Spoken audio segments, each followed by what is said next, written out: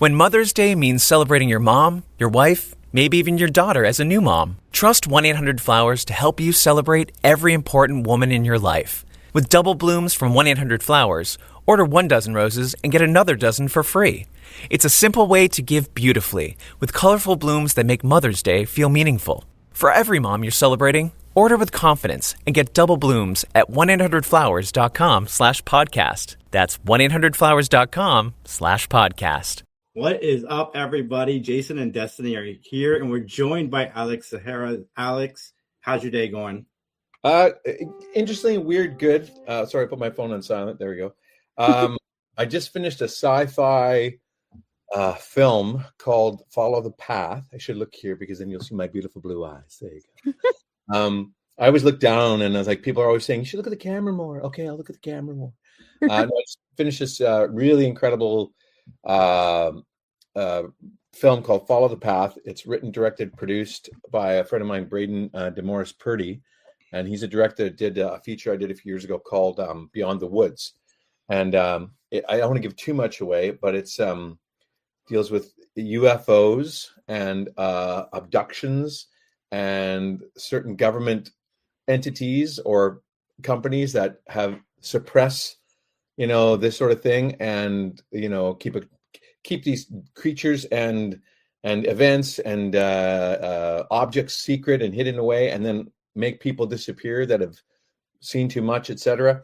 Anyway, I play a gentleman that was in charge of making people disappear, and I've had enough. Nice. I've hit a breaking point, and I don't give too much away, but in order to get the information out there, I know my company's now turned on me, and I've turned on them, so they're turned on me, but I end up replicating myself.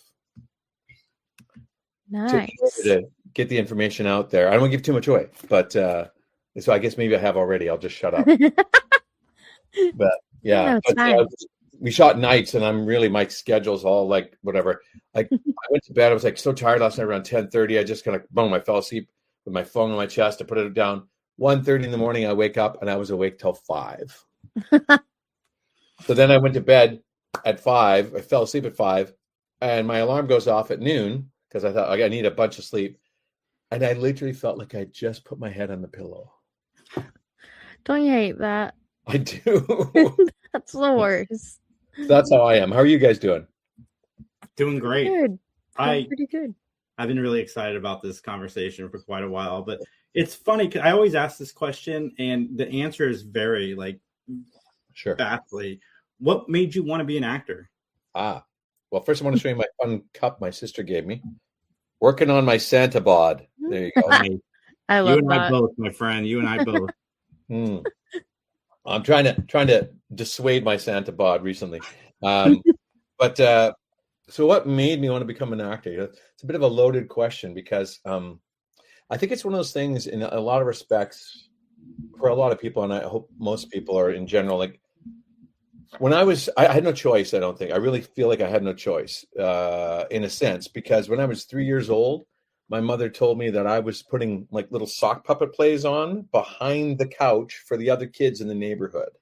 So you tell me, was that by choice, or was it destiny, or was it like, I think it just was in my blood, and I just started doing it as a young kid, like, performing, doing bits of school plays and things. And yeah, I actually when I went to UBC, University of British Columbia, I went there like 91 to 96. I actually wanted to go in the film program and become a director. I'd always wanted to be a film director when I was a kid, and I took a intro to acting class so I could become more versed with speaking the actor's language and whatnot. And I did the prerequisites for the acting program. Out of interest, I did the prerequisites for the theater program, like technical theater, like doing behind the scenes. And then I did the prerequisites, obviously, for the film program. And I ended up, long story short, getting accepted to all three. So I had a choice to make. And I didn't even apply for the theater. They offered me a position based on the work that I had done that year. I was like, oh, wow, geez, thanks.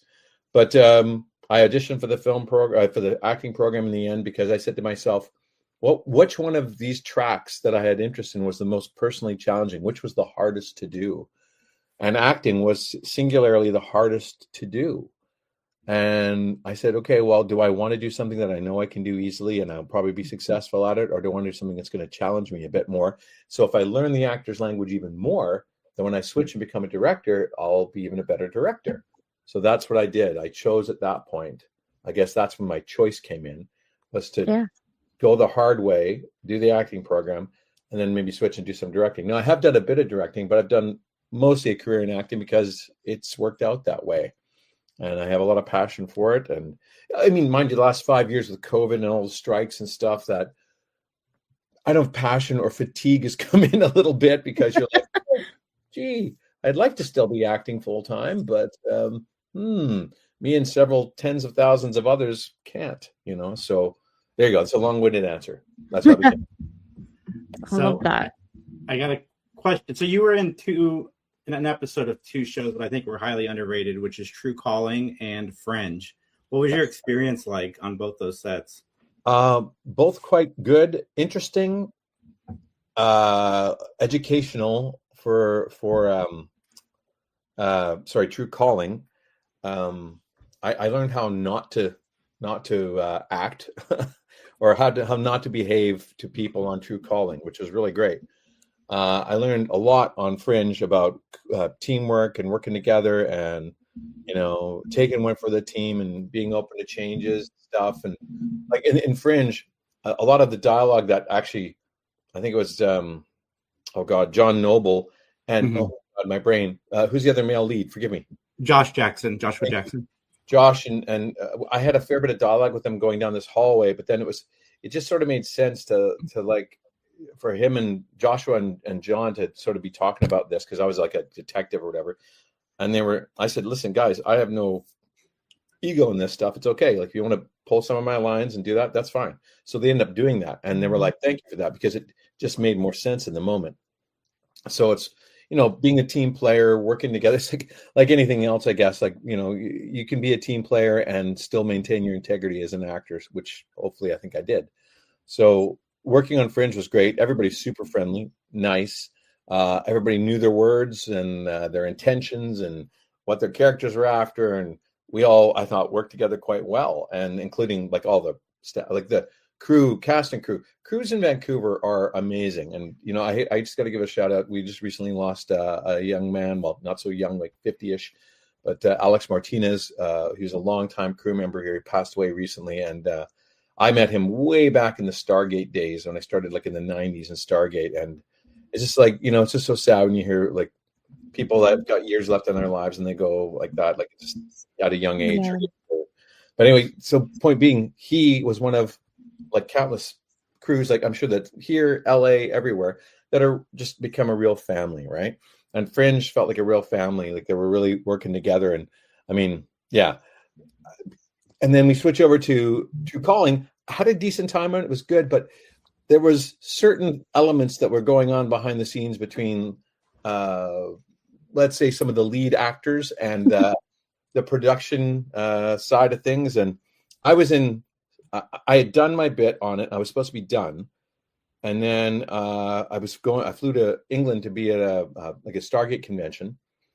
And I was supposed to go see Luke Perry in When Harry Met Sally in the theater there with my buddy Dion Johnson. He and I were the two go-to guys for Stargate for years. We did all their heavy prosthetic makeup work, or most of it. Played a lot of the Unas creatures. He played Shaka, this Unas lizard guy, and I was all the other lizard men. Anyway, but seriously, we were supposed to be at this convention and then go see Luke. And somebody decided not to come to work one day on True Calling. So I missed a day, and the scenes I was supposed to do were missed. One tiny little scene. And so I had to fly all the way back from England, shoot on a Monday. I was there. I think I was on set total, like from arrival to when I got released, 4 hours because of that. So I was not happy about that, because, Luke and I were friends from Jeremiah days, and it really pissed me off that I didn't get to go and see him and hang out. I was supposed to be there for another week in London. I thought, geez, that could have just been so much fun, but yeah. So Fringe, excellent. True Calling, questionable. Fair. you know, you said you just finished wrapping a sci-fi movie as well, but you've become such a familiar face in the sci-fi and the supernatural world. What keeps bringing you back to those stories? Well, I'll tell you, it's because what we film up here. You know what I mean? Vancouver is renowned for that sort of work. We just film a lot of that stuff up here. And I think also too, maybe culturally, or maybe it's in the zeitgeist, things like this happen because we were filming at this location. I'll tell you right now, my buddy Braden there. So we were at his friend's parents' house in South Langley. So like when you're in Vancouver, if you're looking at a map, like here's the ocean, here's Vancouver, and then there's Burnaby, Coquitlam, and down here's a place called Langley. So I drove about an hour to Langley. We filmed there, and it's like 32 blocks from the border with the States. Okay, so that's how close we are. Anyway, we're down there, and I go in to use the washroom in their house. They were kind enough to let us use their place. We just parked an RV in the front. Most of it takes place in an RV. It's crazy.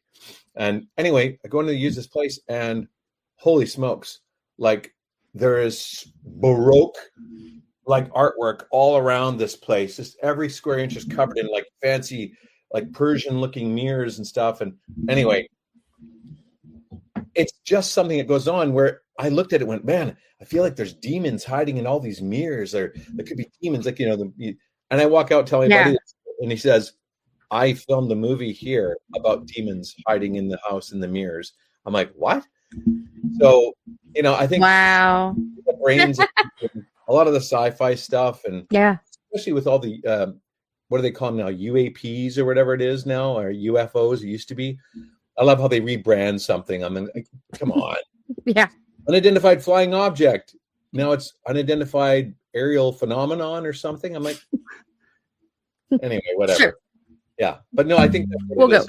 There's a lot of that zeitgeist and, you know, people just thinking the same thoughts or having a similar experience. So, yeah, there's a lot of sci-fi up here. Although, mind you, I just auditioned for a very different, like, Lifetime movie that was totally non-sci-fi, like as far as you could get, you know. So, I say what it is, but yeah. Anyway. Well, we love Lifetime and Hallmark here. Me and Destiny, big fan. But so speaking of like sets with issues, you were on Batwoman, which was, I thought season 1 was phenomenal. I stopped watching after Ruby Rose left, just because I really liked the character and where that show was going. What was it like working on that show? Because you were on quite a few episodes. Yeah, it was interesting. I had a great time with everybody, minus one. And I think we all know who that one was, because I didn't really have any interaction with that person. That person completely ignored me, in so much of wouldn't even say hello to non-American cast members. Wow. Myself included. And yet I was a 4-episode guest star.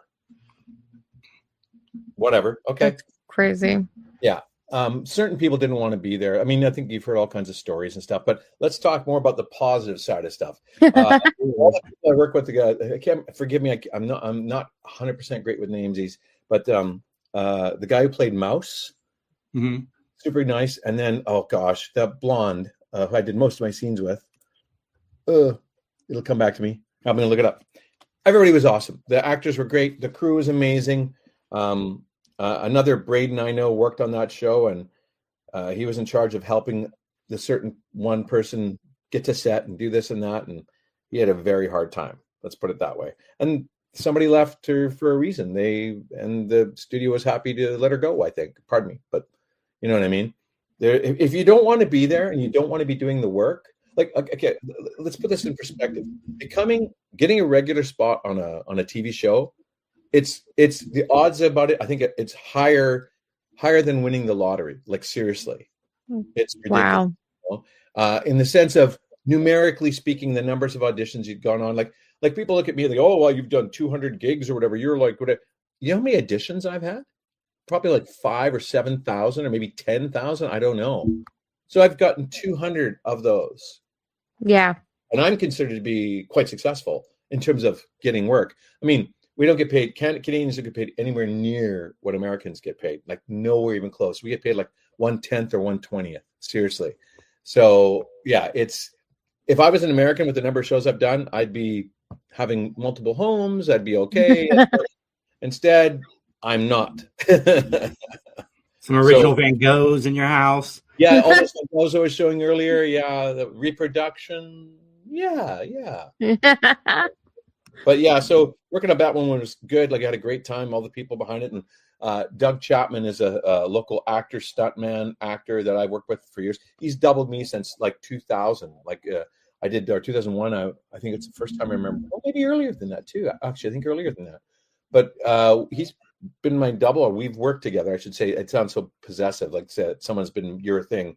Doug and I have worked together for close to like 30 years, and he doubled me on Batwoman. Whenever they say, "Hey, do you know who? If you need a stunt double," I always recommend Doug because he and I are a pretty close match. He was my character on Jeremiah, I think on the Secret Agent Man, and just about anything I've needed a stunt double for. And so he doubled me on this because there was a big fire and all kinds of stuff. But yeah, no, everybody was great. All the directors are great, producers are great. Just a certain person or two didn't want to be there. And then, again, if you've won the lottery and you don't want to be there, yeah, what are you doing there? I mean, there was like another show that shot up here. It was a half-hour comedy, and this person was good at doing little tiny bits on YouTube and stuff, and then got the show, and then just couldn't handle the workload of the thing. And it's like, that's what's required. See, that's what I think when you don't when you just show up, take a class or two here or there, but you don't do any real studying, if you don't do any real training, if you don't do any real education, then you end up not being able to deal with the requirements of the job. Yeah, because you don't know what they really are. I mean, so many people want to be famous, and they want to be the lead of a series, or they want to get. There's so much work behind there. Like, I know I'm yammering here, but School Spirits, okay, the show I do here with all the leads in it and the producers, and everybody on that show across the board is bloody amazing, and they work super hard.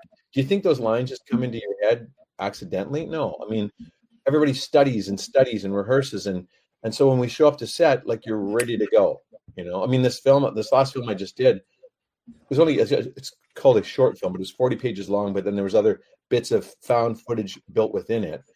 Anyway, but I was on all 40 pages pretty much. Like, I was speaking on, and then one of them, I'm going to show you where my script is, but I had a monologue, the full page, like nonstop verbose, the entire page. And I'm like, oh, I'm doing Shakespeare days, So, yeah. Anyway, let me look up here. Rachel Scarston was Alice. She was awesome. And gosh, where's his name? The guy that played Mouse. It'll come to me here. Sam Littlefield. Sam Littlefield and Rachel were just amazing. I had most of my stuff with them, and they were great. Like, just, oh my gosh, she was so good on that show. So good, the acting.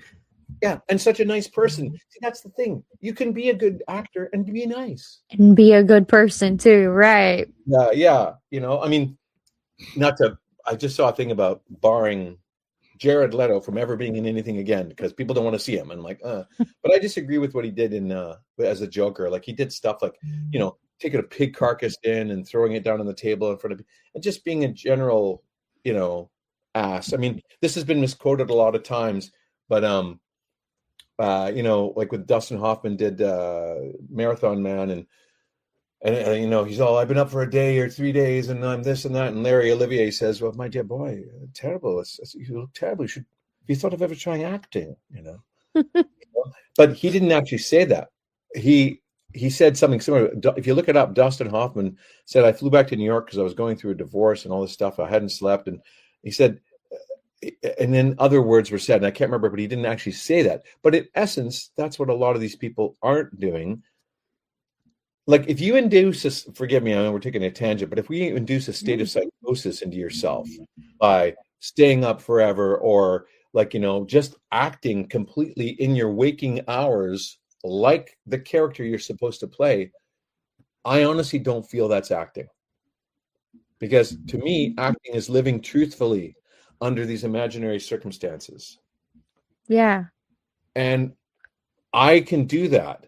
And I can get into character and out of character, and I don't have to stay in it because I've been trained and I know how to create a character. I know how to do it without sacrificing myself, my psyche, or to the detriment of anyone around me in my life. my co-stars. I don't have to treat my co-stars in real life like shit in order to play a shitty person. Yeah. It's easy. You know why? Because you do the hard work. To quote Peter O'Toole, people ask him, how do you learn your lines? He says, my dear boy, I don't learn my lines. I study. It's study.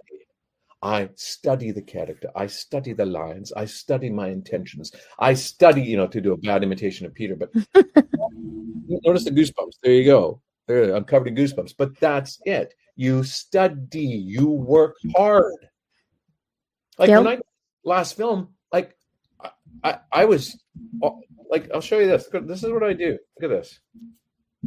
I record all my lines on my little Voice Record Pro 7 device. But I'll show you this. Look at this. Maybe you can see this. So that's bad reflection. But there's all the scenes and scene numbers, characters. Oh, nice. So I record like Theo 3 dies. Scene 39, exam, Theo 3, mad. Scene 38, second Theo, because I'm multiples, whatever. Jane only, wires, set up projector, taking a leak, finding, I do all this stuff, and then that's the full stuff. So if I can't read the lines, I play them in my car while driving.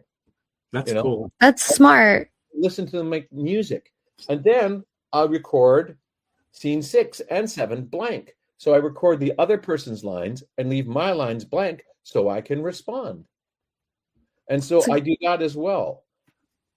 That's a good idea. Thank you. But it's a good process. But there's all this stuff you can do. And I'm going around, jetting around in my brain because that's how my little weird mind works. You ask one question and I get 67 stories. So sorry about that. Hey, no, that's fine. It's actually funny that's how you put that, because earlier today I spoke with Sophia Rosinski, who she said the same thing about when you're preparing is that you don't become that character, you pretend, and that's how you act it, and you don't essentially. It's like she basically said it almost exactly like you. It's crazy, and I love that, because to me, that is acting too. Like if you have to be your character the whole time you're filming, that's not acting. That's becoming something else. Honestly, you're being someone else. But you're inducing a state of psychosis in your mind where you suppress your own personality and this other personality dominates. And then at the end of these acting gigs like this, it becomes, I think the lines get blurred between your character, and like if you're suppressing your own personality, that's not healthy. Okay. Yeah. I love Daniel Day-Lewis. Totally love him. I think he's a great actor, but like sometimes he does this to the point where he never breaks character. And he was playing Hamlet in the West End in London. Now, forgive me, Daniel, if out there I've misquoted you. But I think it can be harmful. Because Anthony Hopkins said it best. He said, acting is harmful to the soul because you are tricking your soul into believing what it's going through is real. And Daniel Day was playing Hamlet on stage in the West End, and he was substituting his real life father's death. And so he's playing it every night. He's reliving the loss of his actual father every night. And apparently, and this has to be substantiated, I've heard this so many times that there's got to be some grain of truth in it. But apparently he just stopped one day and just walked off stage and never came back to the show. He just couldn't do it anymore. Wow. And then he's quit acting a bunch of times, become like a cobbler and this and that and stuff. I'm like, okay, fair enough. He's put in some tremendous performances. Don't get me wrong. I mean, like, I admire him as an actor, but I don't agree with his process. Yeah, it seems intense. Yeah. It's detrimental to the self, I think.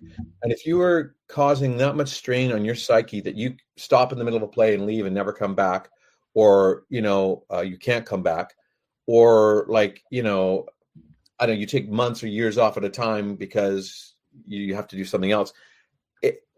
I just don't know. I mean, yes. And who am I to speak? Am I Daniel Day-Lewis? No, of course not. Am I a super successful, international film career? No. But then again, I'm always Alex. You know what I mean? Yeah. I become these other people, but I've never lost track of myself. And I think that's so important. It is, because but at the end of the day, Like, why should the people around you, your family, your wife or husband or partner, whatever, and relatives and friends and coworkers have to suffer and endure, like, especially if you're playing an asshole? Why should they have to endure that just so you can have an easier time doing your job? Yeah. I don't agree with that at all. Yeah, put on makeup and rob the bank as the Joker to get ready for your role. Right. I mean, yeah, and again, it's different people's approaches, but yeah, I don't know. I mean, because Daniel Day-Lewis is theatrically trained and whatnot. So hey, but whatever the process you find works for you. I just question if does it work for those around you? Mm-hmm.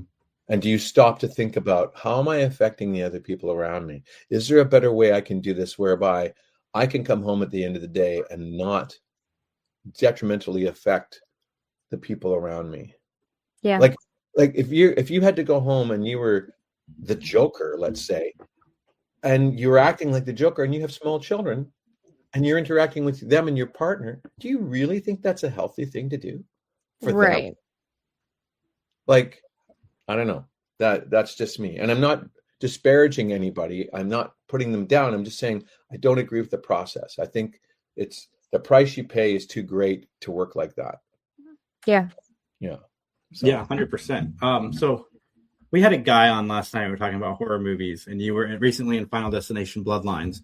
Do you, when you hear that there's going to be a Final Destination 5, do you like roll your eyes going into it? Which it ended up being the best in the franchise, and it was I cried halfway through that movie. Six. Yeah. I cried halfway through that movie because it's Tony Todd saying goodbye to his audience. Like, I didn't expect that in a Final Destination movie. But going into it, like, what are you thinking? Like, I'm about to do Final Destination 6. Like any other, I'll take you back a few steps. Like any other actor, when I got the audition, I was like, oh, got to learn some lines here. There was a big monologue and stuff in it, like the one I do with the family. You don't get to pick them, whatever. The script was very different when we first got it, at least for my character. They had me owning like a place called The House, and all the families could come, and it was like a Chuck E. Cheese sort of, but maybe not really. I don't even know what Chuck E. Cheese really is. I've never been. I've just heard about it. But it was a thing where there were games and entertainment and pizza and food and whatever, so the families could come and play and have fun and eat food and stuff. Well, there's a place east of Vancouver here in a town called Abbotsford, and right on the highway there's this like family fun castle or whatever, and huge castle and stuff. And we've had some major floods the last few years due to these atmospheric rivers, but climate change it doesn't exist, of course not. Right. Anyway, a few years ago, all Vancouver and area, we were all cut off physically from the rest of Canada because there's no road. The highway was under like 3 to 6 feet of water. Like, wow. So anyway, this place was out there. It got flooded out and stuff. And then the strikes happened and stuff. So they made some major script changes, and they just had me and my wife, played by April Tellick, having a really cool house with all kinds of games in the backyard. But to answer your question, when it comes out, did I freak out about it? No, I was like, it's a job like any other job. So learned my lines, did my audition. They liked it. And then they said, listen, there's this one scene, the speech. Can you do it? Give us a bunch of variations of it. So I said, okay, I'm not going to take any chances, because I'll tell you straight up, Uncle Howard and I basically are the same person.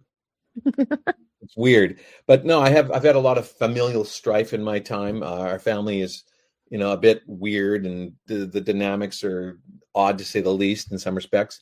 So the scene when I'm talking about my estranged sister, that's real. Like but I'm able to take my real life experience and lend it to this guy, right? Right. And if I played Uncle Howard in that, I just played Uncle Theo in the film I just finished. So I'm into the uncles now. There you go. In your uncle phase. I'm in my uncle phase. So I wasn't overwhelmed by it, but I just was like, a job like any other, let's do it. And, as I knew it was a big franchise and they're bringing it back. But so I did the scene. I did it 6 different ways. Each one of them very different, complete different takes on it. Like being an ass to his sister, like almost being a cry, maybe, oh, please go back, whatever.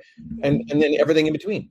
And everybody loved it, and the execs loved it. And not just I've known Zach for a number of years, and Adam, we were acquainted with each other, but the 2 directors, but Craig Perry and Sheila Hannah Taylor, like they were.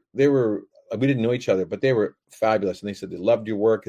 Sheila, at one of the takes when we were filming on the day, when I tell Caitlin's character, like, look, just stay the hell away from this woman. When I tell her how bad my mother was, and I walk away, like I just wanted to come over and hug you, because it's painful, right? So anyway, long story. I'm telling you a long story, but it was great. It was fun. I did the work, and then I found out I got the job, and then actor strike and writer strike.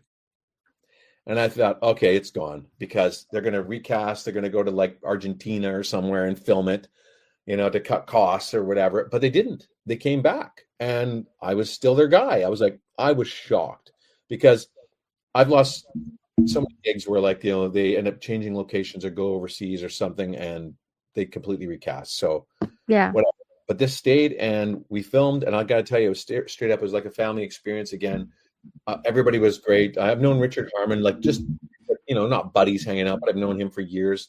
And, April and I, we've played husband and wife a couple, 2-3 times in different shows. We've worked together, and, but most of the cast I'd never met before, and we got along like a house on fire. It was great. We had days of rehearsal. They gave us days of rehearsal, which was unheard of.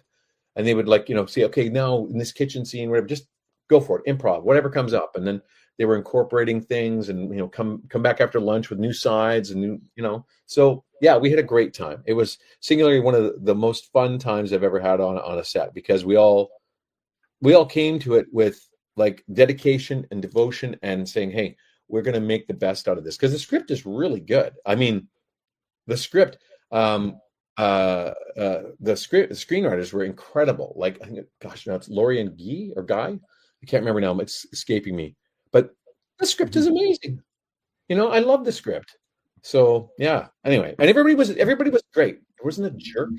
Normally, there's one sort of like, or one little, like I just watched Ford versus Ferrari.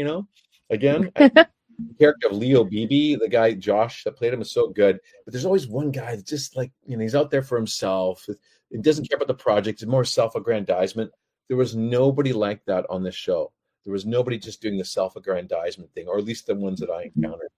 Even the guys from New Line were amazing. Like everybody, all the producers were just great. I was shocked and so happy to see it that way. Yeah. No, it's incredible when a set works that way, because that's not the normal case. Not really.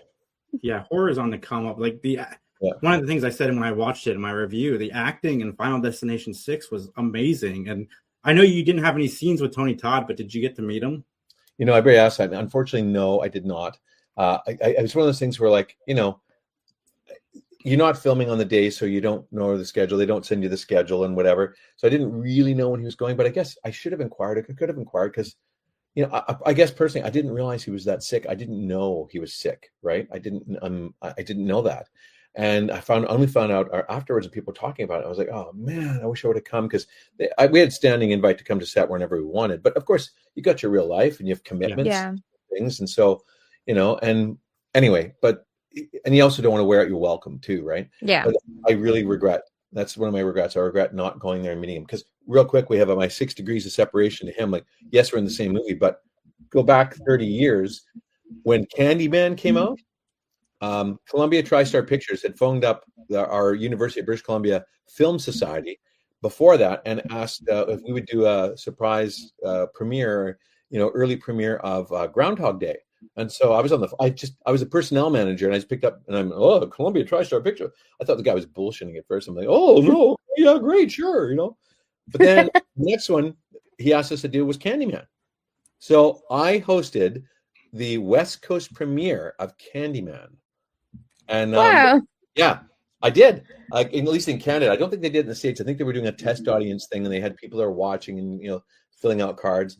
Anyway, but yeah, so I would love to have told him that story. That I saw Candyman like before just about anybody else, and I loved it. I thought his performance was amazing. Like Tony was great. Tony was an actor that could just do anything. Yeah. Like he could film anything, play any character, and he did, and he was amazing at everything. I never saw. There's some actors, you see the kind of phoning it in or whatever. I never saw a bad performance out of that man in anything that I witnessed of his. No, especially like I said, Final Destination, knowing that he was sick and he gave that performance, and somebody asked me like, how was Final Destination Bloodlines? And I'm like, I cried halfway through the movie, and they're like, you cried at a Final Destination? I'm like, go see it. Like, you don't understand. Go see the movie. You know, at the sneak preview they had 3 of them the same night in New York, Vancouver, and LA, and apparently it happened at both, where everybody just like when he came out and they were just like the whole crowd just when that happened, and they applauded, and people were crying like yourself. Yeah, it was quite moving, and yeah, I mean, I've seen that show now like 4 or 5 times, I think, and there's still stuff you're picking up on, and and seeing, and like, yeah, and the performances, like Tony Todd, and never mind, I mean, God bless Tony, yes, but everybody in that film just delivers. There's no weak links. Yeah, it's very strong cast. Yeah, very strong, and and a good set makes it even better. It really, I think that's why it's one of the best ones in the franchise, is because like all of that that comes through in the performances. Mm-hmm. Yeah, absolutely. And that's just it. It's like, nobody was phoning it in. Nobody was just like showing up for a paycheck. We were all like, hard working. I'll call like journeyman working actors. You know what I mean? Because it's been really slow out there for a few. It's like, I mean, when I was at the premiere, like both me and a couple of half the cast, I don't think hadn't worked since we finished that, So like, go for a year without actually booking another job, or 2 years, it's like, okay. Yeah. Like when I did School of Spirits, we started there, and it was after COVID, and, this other stuff, maybe the strikes involved too. I can't remember. No, it was after COVID and stuff, but I was sitting there with Ian Tracy, who's another Vancouver actor, and he's been around longer than me, way longer, not way longer, but probably 10 years or 15 years longer. But, he was the lead of his own series at one point, right? And we were both sitting there with this Ian. Patrick Gilmore plays Mr. Anderson, and me, I play the principal, and Ian's the sheriff. And we were both like, yeah, Ian said something, I haven't worked in almost 24 months. And like, holy shit. Like, and I looked over, yeah, it's been 22 months for me. And Patrick was sitting in the middle going, what? Like, because like you said, you guys are like pillars of Vancouver acting, because he'd do a lot of reading with Heike Brandstatter and Corinne Clark. And when they wanted to show the producers from LA that, look, there are really strong actors in Vancouver, he said, you guys would be on that list with Chela Horsdal and, Michelle Harrison, just different people here, locals that everybody knows because we've been around so long and we do good work. I said, well, that might well be, but we went a long time without working, and it's a weird scenario because you think like, have I become a worse actor? Did I whatever? But no, it's all about dollars and money and change. And you find out that I found out a while ago I didn't get cast in something because I was too expensive, and I'm like, too expensive. They only wanted to play union minimums. So if you were charging above union minimum, you didn't have a hope in hell. I was like, well, excuse me, but like any job, you get a raise as time goes on because you become better at your job, right? Mm-hmm. So I've been acting for 30 plus years. Yeah, I'm going to make more than union minimum. And if you want a good actor that does well with your role, you pay for that. But see, they only want to pay for names, brand people, like the few stars, and then they just want to pay absolute bottom dollar for the rest, because don't forget, they get to keep what they don't pay out. Yep, exactly. So that's why some shows I question their casting, because the guy's okay, the girl's okay, the man's okay, the woman's okay, they're maybe even good, but are they really good? Yeah. But to a lot of people, they just want to, okay, he says the line's good enough, let's do that. What do you mean good enough? What does that mean to you? Like, you're hiring people that are good enough because they're cheap? Right. And look how many shows have been like dropped and lost out of. I honestly think the art's gone out. Like when the studios started cutting back and doing no in-person auditions, because why? Well, they don't have to pay for them anymore. They don't have to pay the casting directors properly anymore. And guess what? They don't have to pay people to tape it and edit it. You realize all the actors are doing that now, and I've been doing it for like 5 years. I spend more time editing and sending off auditions than I do working on them and filming them. It's ridiculous. I believe that. That's wild. Because they're cutting out all these other jobs, so they don't have to pay. They can save some money. And then they can watch 300 people audition. They don't watch 300 people. You know what they do? They look for like 2 seconds at the slate you provide. No, he's too tall. Oh, she's too fat. He's too heavy. She's too muscular. Whatever, you know? Yep. They don't even look at the acting. So in the old days, you come in when, you know, pre-COVID, you do an audition. And I just saw a thing about a casting director today saying, I would know in the first 20 seconds when the person walks in the door that was our guy, or we could use him or her, because you get a feeling in person, like anybody, of a vibe of a person, what they're supposed to be like, what they'll be like to work with, right? And then when they act, oh shit, he can act too, great, you know, like even better. Yeah, even better. And the numbers of times I have been cast in another role than a project that I didn't audition for. I auditioned for this role, but they gave me either a bigger role or a smaller role, whatever, like, you know. But because of who I am and I can work with them, and they had a good attitude, right? Or just a good energy. Yeah. You don't get that in the Zooms like this as much, or in the Zooms a little bit, but like just a tape, like they're interested. They've got this stupid criteria now where they're like, it's got to cost so much. It's got to do this, got that. That's the lead thing. I have friends that work in casting, and they say that's what it's coming down to, is like numbers. You know, it's really frustrating. Sorry, you have more questions. I'm tangenting. No, that's fine. I think going to School Spirits, that is why it keeps getting renewed, because they did not hold out. They got just incredible actors and actresses for that series. It is one of my absolute favorites that's on right now. It's such a great series. What was that? What is that set dynamic like, especially having like a younger ensemble cast?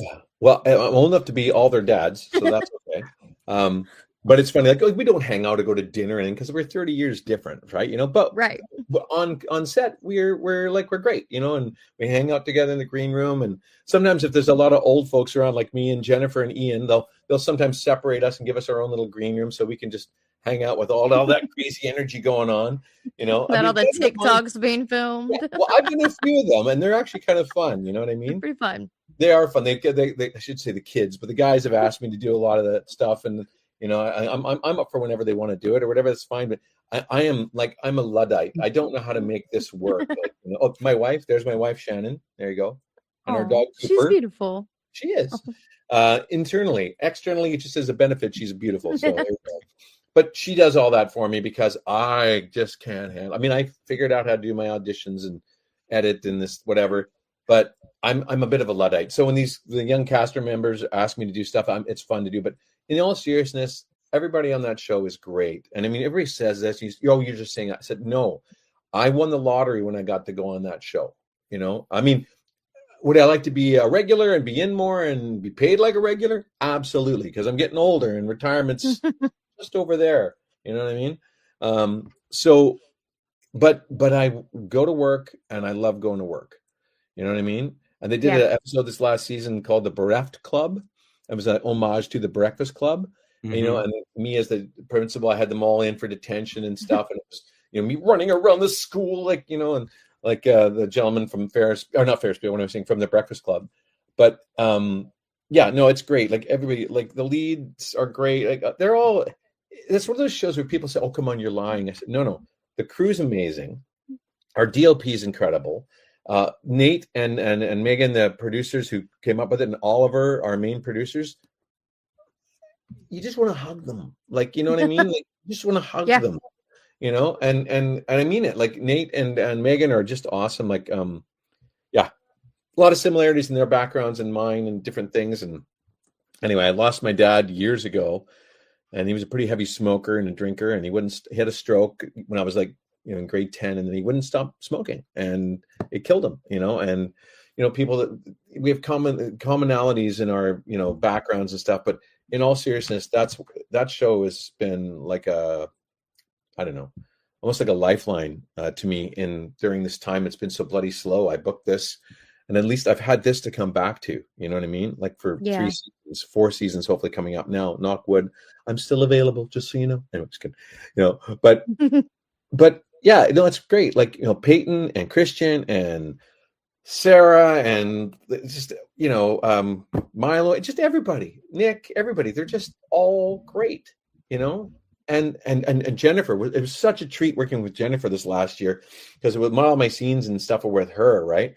And she came in, and like, this is what I love about the show. People like to rehearse. They like to, run the scene, run the lines, like not overly so, but just get it down so that when we roll, like we're doing 1 or 2 takes and we got it, and let's do a couple more and see what happens, All right, do this one for you. Director say, this one's yours. Just go. All right. Off we go, right? But that's just it. Everybody's so dedicated and so strong. And again, the crews, to the caterers, to the cooks, like everybody, like look at the Goosebumps. Like, I don't even get to see those, but they're there, and there's not an ass in the bunch. You know what I'm saying? Yeah. The production designer, the special effects crew, everybody brings their A game, So yeah, I just love it. There you go. I think that show makes it a unicorn in the industry, really.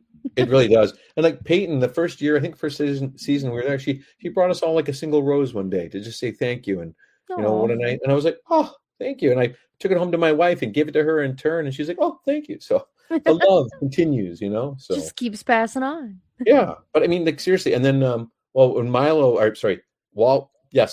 Manheim, Wally and I, like when he had to do that in season 2, I think it was, or season 1, geez, I can't remember now, when his ghost comes up to me and he's like just singing, like, I'm stepping out, like right in my face, and I'm just like flashing back to my 80s groove. And, it took every ounce of strength I had not to like burst into laughter with that guy. If we could hook up like power cords to Milo, I mean, don't worry about the energy crisis if there is one, because it'd be over. Like, that guy is so energetic and doing the worm, and I'm like, dude, like, anyway. And he's Carmen Manheim's Cameron Manheim's Cameron's son, yeah. Sorry, daughter. But I just like, there you go, like the good genes there. So yeah, I love that guy. He's great. Yeah, and then the guy Spencer, amazing. Like, just I actually gave him my dad's. My dad was a little smaller than me, and Spencer a little smaller than me, and my dad had this like jacket from the 70s, like sort of a Starsky and Hutch leather jacket, and it's been hanging in my closet since he died. And I just said, you know what? And he was talking one day about it, and I said, buddy, I've got a jacket for you. I'm going to bring it. And eventually I brought it, and he was just like, oh man, thanks. And it's so cool, like, but that's the thing, like, I don't know, I have such affection in my heart for those guys. It's just, yeah, it's one of those that become like a family. It really is. Like Stargate, I tell you, Stargate was a family, big time. Yeah. I mean, they went for 10 years, and people's marriages came and went, babies were born, people lived, people died. Like, yeah. I mean, and I loved Stargate. Like, I loved Stargate. Like, It was so good. And I had a standing invitation, me and Dion both, since like the first or second episode we did, we could go to set anytime we wanted. That's amazing. I would have been there all the time. Well, I didn't want to wear out my welcome, so I only went a couple of times, I think, of the entire time. Or sometimes I was walking in North Van, and I just stumped. They were filming like a Stargate Continuum or whatever, one of their movies, and they were like, "Oh, Jesus, we should put Alex in. Can we just put him in the background or do something, whatever?" But it was supposed to be in New York, and everybody's really nicely super dressed, and I was sort of in my typical Vancouver outfit, like my orange rain jacket and whatever, and they didn't have costume. They said, "Oh, damn, another time." I said, whatever, but it was just one of those things where they were going to just throw me in the movie as like do a little walk on, That would have been so fun. It would have been, yeah. Just walk to the background. But it would have been like a pumpkin, this orange rain jacket I have. So there you go. Stand out a lot. Yeah, would have been like, who the heck is that? Could have made it really fun though. Could have been fun. A nice little Easter egg or whatever. Right. Yeah. You also, you played royalty in one of my other favorite shows because you were King Midas in Once Upon a Time. That's another one of my all-time favorite series. What was that experience like? That's such a crazy series. You know what? I really enjoyed it. Like again, the crew cast, amazing. Producers were great. And they said, when I got King Midas, they said, I auditioned for Dr. Whale. I auditioned for The Magic Mirror.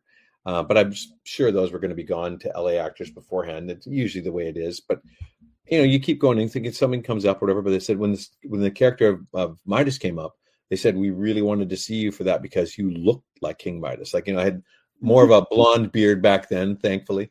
And not my Santa Christmas beard that I have now.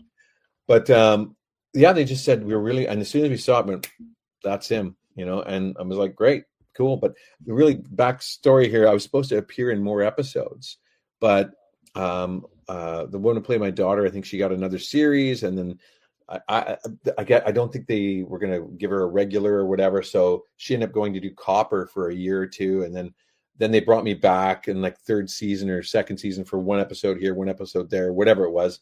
But I was like, damn it. That would have been so much fun. But I really enjoyed that. It was a great. I always thought Midas should have been in more.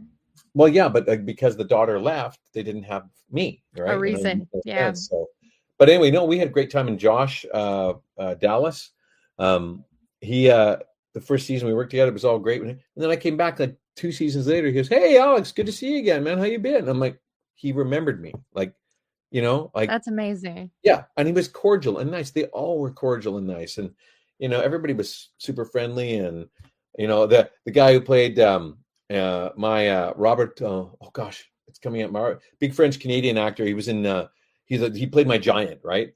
Robert. His last name is escaping me. Anyway, but everybody's awesome. I got a great picture of him and I, and his hands are like twice the size of a regular sized guy, and his hand is on my neck or my shoulder, and it comes down to about like here. You know what I mean? Like, just like you felt. I've never felt so vulnerable in my life as when I was standing next to him, and he just like, I'm like, oh, You're like, I'm small. I am tiny. Yeah, but no, but everybody, again, it was great. Playing King Midas was so much fun. I'll tell you a real quick story though. The robes they had me in, and it was so hot. We were filming out in the GVRD, which is the Greater Vancouver Regional District, like Seymour Demonstration Forest. It's this forest that they preserve and whatever. But we were filming out there, and it was like, I can't remember what this is in Fahrenheit, but 36 or 38 degrees Celsius. It's like close to 100, I think. Hotter than Hades. And we're just pounding back the water. Me and all my soldiers are dressed in the Knights outfits. And it's like, this is heavy, heavy material. And I'm in these robes, and I'm just pounding the water back. I kid you not, nobody went to the washroom all day because we were sweating so much. Wow. Yeah, it was gross. And I felt so bad for the costume people at the end of the day. Like, here, just sorry.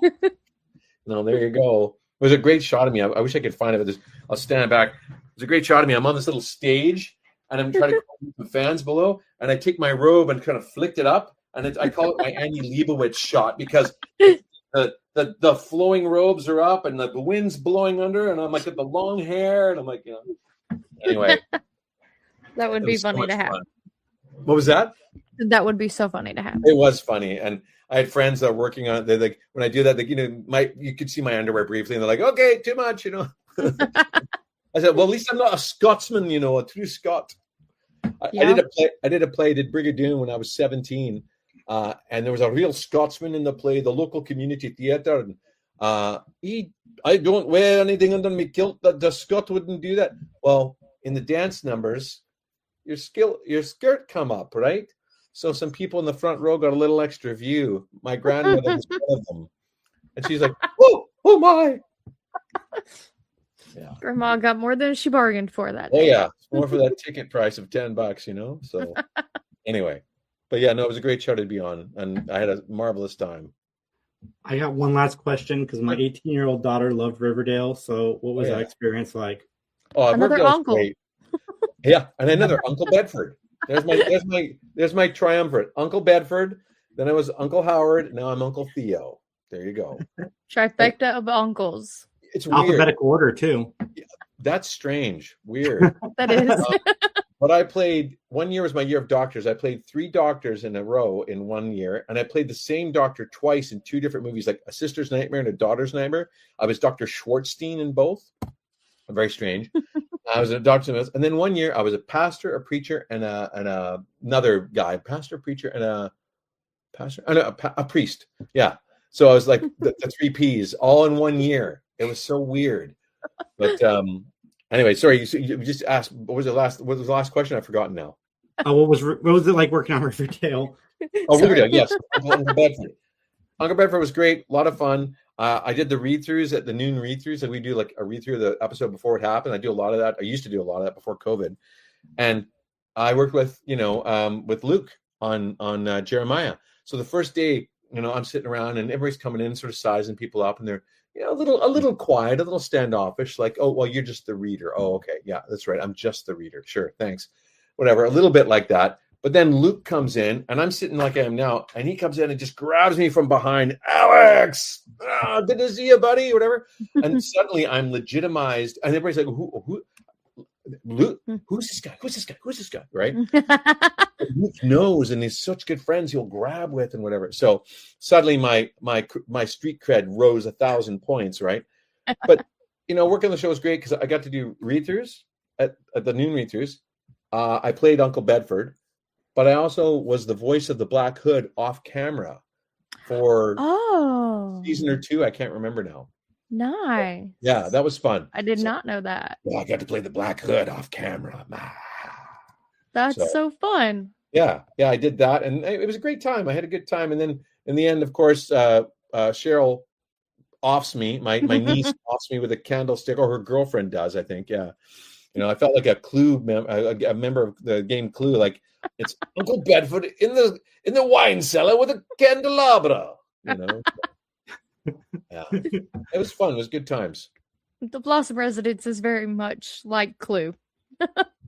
Very much so. Yeah. It was crazy. I mean, like, again, another good. It's funny because, like, maybe it's just, I don't know.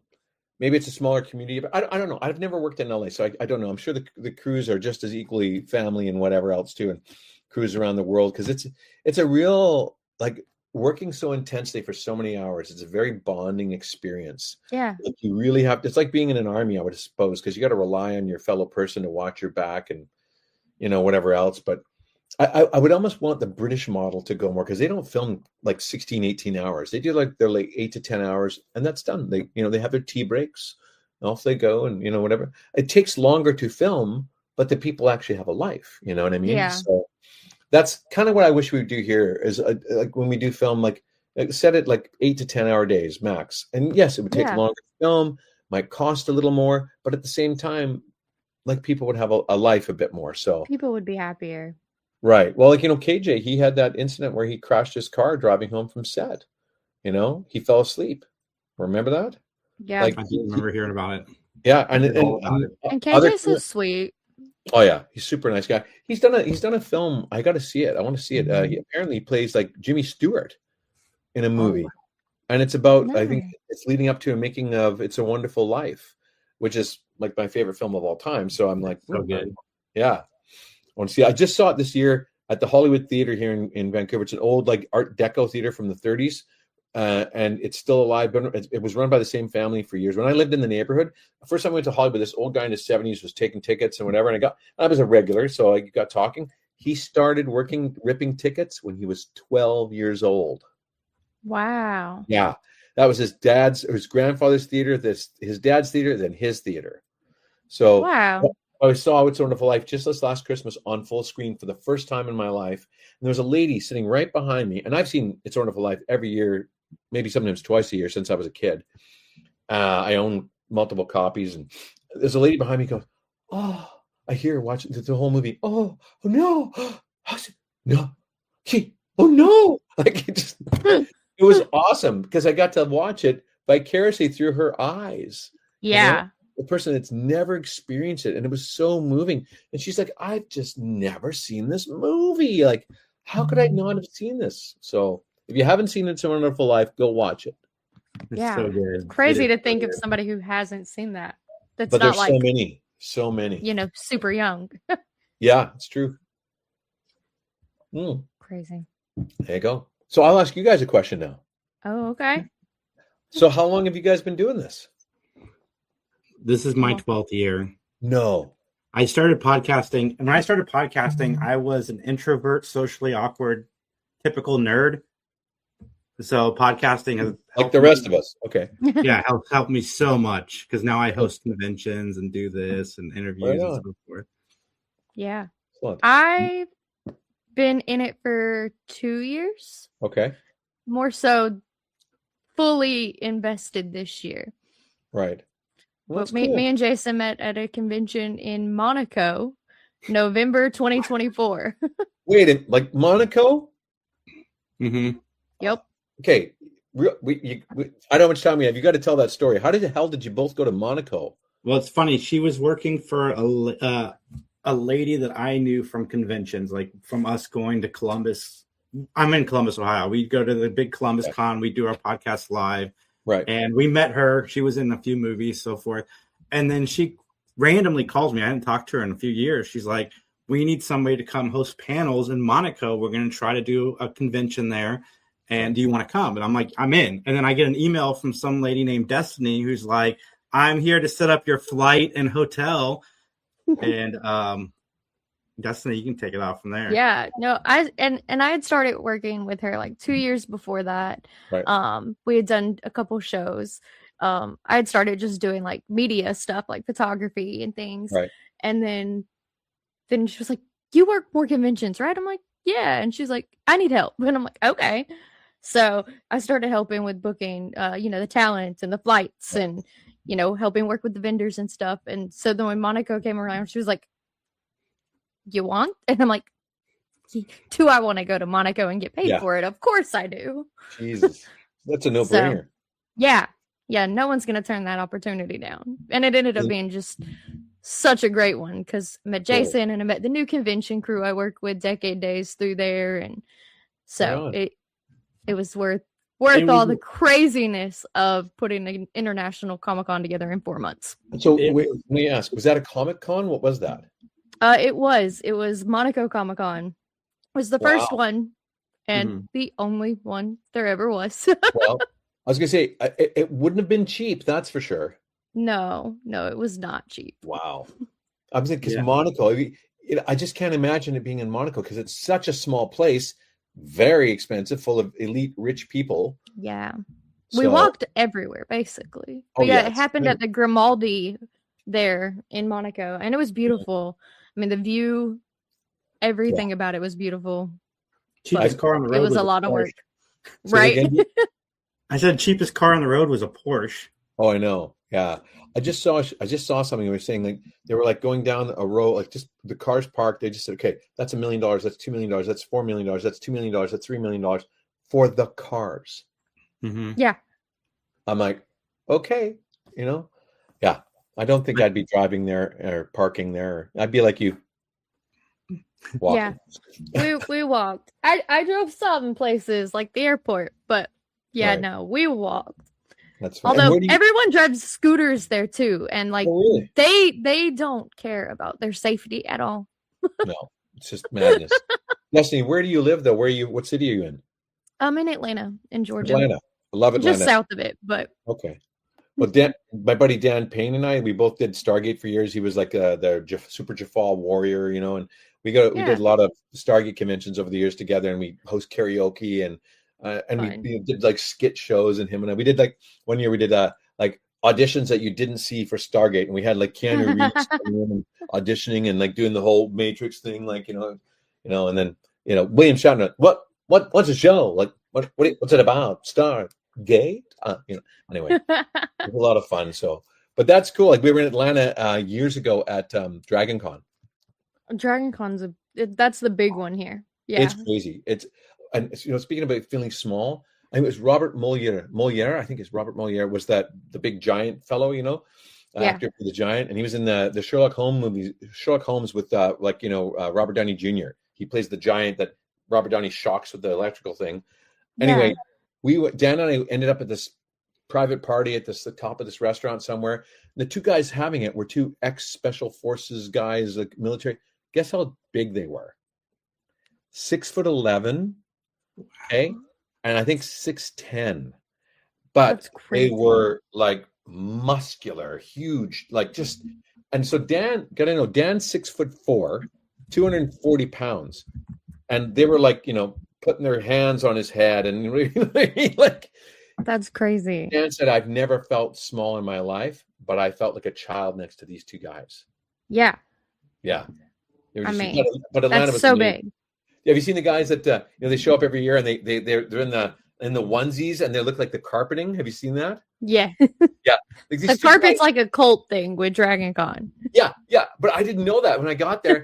And like, so everybody's like standing in this like weird circle and they're like, I'm like, what the hell's going on? And suddenly 2 bits of the carpet move. I'm like, ah! Like, yeah, I know. Dragon Con was so much fun. And the food was incredible. I love the food in Atlanta. Oh my God. Yes. Good food in Atlanta. Yeah. Anyhow, so there you go. There's my question. Done. Love it. Well, Alex, where can everybody find you online? Well, again, you can find my website at alexzahara.com. I don't do a ton there. I'm so bad. I should really do more. But like my wife, look at my wife, Shannon Zahara on Facebook. I'm on Facebook. You can't miss us. We're there. A little bit of Instagram. I know I should do more, but I have this weird thing. I'm thinking, why do people want to see what I had for lunch? I mean, really, but we traveled the world together. And here, I'm going to show you something before we go quick. So this is what I like doing. And this is the stuff I like putting on the internets. Hang on just a sec. Okay. So these were our 2 dogs before, Ruby and Stella, little dachshunds. They passed away. Aww. We have a current little one named Cooper. But so check it out. We went traveling in New Zealand. And so these are shots of us. That's us kayaking in New Zealand. Here's these crazy balls stone balls in New Zealand that just get eroded out of the beach. And they're, been 3 to 5 million years in the making. I got Shannon a ride in a biplane. We were driving along the road. I went, hey, let's go to this airport. And 20 minutes later, she was in a biplane going on a ride. Went blackwater rafting, hanging out off the tower in Auckland. This is called the Pancake Rocks. This is a naturally formed rock formation. There it is. They don't know how it formed, though. They're just not sure. Us at the Hobbit House and stuff. So we like to travel and get around. And there's our puppies again. So that's what I like. And then there's us in a lavender field. And where's another good one? Here. There's these are cool. Look at this. Shannon's so inventive. These pictures are magnetic on the back. They stick to the wall. Oh, that's incredible. That's a game changer. Oh, wait, here. That's Ruby and Stella. There we go. Ruby and Stella. Nice. There you go. And our current little guy, Cooper, I haven't really got any pictures up about him, but this is I bought this for Shannon at Christmas. Hang on. Oh, that's so cute. Yeah. That's precious. That's Cooper's representation there. So there you go. And to show that we really are Canadians, because every Canadian has this in their house. It's a mandatory thing. Moose. Nice. A moose. Maybe I'm fitting on that one. Maybe. Yeah. There you go. Awesome, That's Alex. great. Thank you so much, everybody. I'll put the link to Alex's website down below. Like, share, subscribe, comment, chat soon. Take care.